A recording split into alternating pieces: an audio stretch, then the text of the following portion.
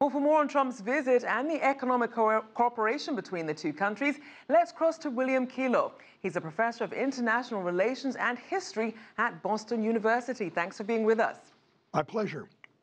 Now, it certainly appeared to be a warm and friendly mood as President Macron welcomed President Trump. What's your reaction to the Trump-Macron meeting?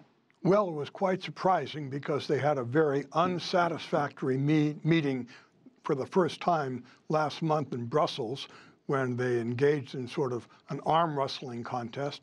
And the president of France made it very clear that he was angry that the United States had withdrawn from the Paris Accord. And so it was very surprising that they came together today on the 14th and seemed to have a pretty friendly relationship. Certainly, we know that in a tweet that President Trump called the relationship with France stronger than ever. So what do you attribute the strength of this relationship to?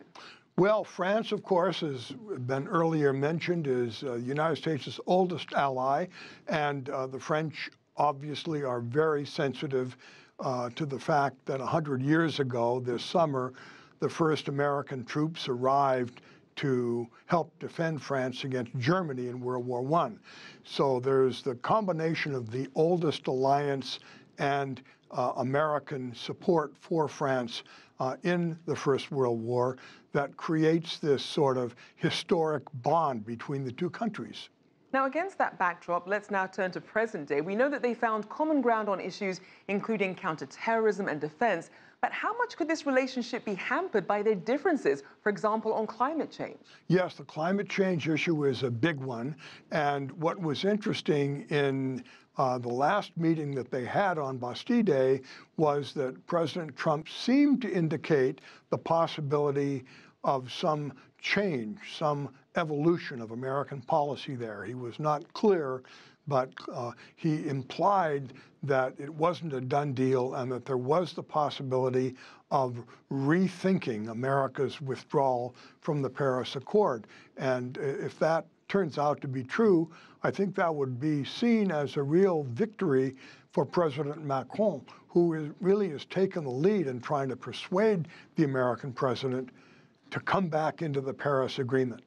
Certainly a delicate balance there. Now let's also look at Macron and Trump's views when it comes to trade and globalization. What are the key commonalities and the main differences?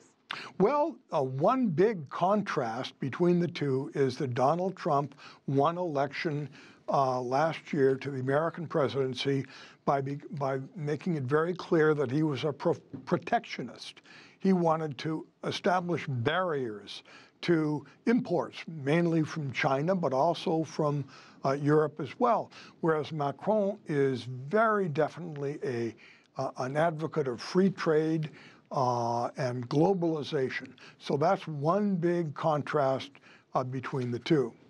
Now, obviously, it's still very early days for Macron's administration, but in terms of his economic agenda for France, what are his top priorities? I think, number one, he wants to try to loosen up the French labor market. The French labor market is in very difficult shape because it's virtually impossible for an employer to release an employee once the employee is hired, and so that discourages employers from hiring them. So he's going to attack that, I think, as his number one priority. And the second part, of course, is to promote exports. France is a major exporting country, but it's got a high unemployment rate, and it's got to increase its exports in order to earn the money that it needs to buy the imports that it needs. And speaking of the business climate, what do you think it's going to look like with a post-Brexit EU? How is that going to affect France? Well, I think that Macron is definitely committed to essentially replacing Great Britain as one of the two major forces in the EU, the other obviously being Germany. And in fact, the origin of the EU goes back to the commitment between France and what was originally West Germany. So there is this axis between Germany and France that was at the heart of the EU. Then the British came in. Now the British are out. So I think that Macron wants to establish France as one of the big two in the EU.